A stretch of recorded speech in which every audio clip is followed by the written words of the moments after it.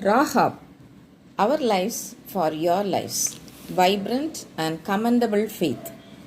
Apostle James, probably the brother of Jesus and the leader of the Jerusalem Council, wrote the general epistle of James to the 12 tribes which were scattered abroad then, during AD 50. In his epistle, while explaining about faith, he says, faith, if not accompanied by action, is dead. He quotes an example for faith in action from good old days that nearly happened 1450 years before Christ. She is Rahab, the prostitute by occupation. James does not approve of Rahab's occupation. He commends her for her faith, which she demonstrated by helping the spies. The epistle from James, chapter 2, verse 25.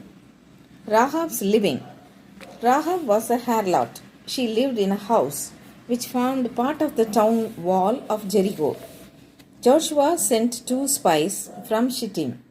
Shittim is nearly 16 kilometers east of the Jordan River and approximately 24 kilometers east of Jericho, to which Joshua sent them, telling, "Go, look over the land, especially Jericho." Jericho was one of the most ancient cities in the world. The first city the Israelites would have to take was Jericho, the city of palms. Rahab's help to Joshua. Joshua wanted first to get information on his target. Joshua was one among the spies into Canaan, earlier sent by Moses, representing his tribe Ephraim. Joshua was well trained in the art of intelligence gathering secretly. As the 2 spies sent by Joshua entered the house of Rahab, she made them stay in her house. She showed kindness to them, protected them from the pursuers sent by the king of Jericho. She gave them a good rest at night, and she testified about what she had heard about Yahweh's protection and guidance to the people of Israel during their exodus from Egypt so far. She particularly mentioned about how the Lord dried up the water of the Red Sea, destroyed the kings of the Amorites east of the Jordan. She added that the Lord is God in heaven above and on the earth below. The Lord has given this land to the Israelites, and a great fear of Israelites had already fallen on the people of Jericho. She chose to side with the Israelite spies and was certain that Israel would gain victory even though Jericho was surrounded by massive walls. Rahab's inclusion in Israel.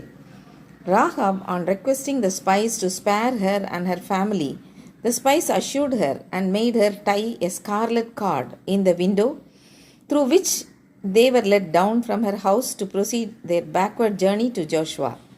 When Jericho was destroyed, the family was saved, and Rahab joined up with the Israelites. Joshua chapter 6, verses 22 to 25.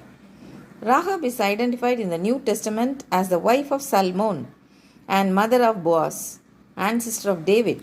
She became the ancestress in the genealogy of Jesus. Matthew chapter 1, verse 5. Rahab's character.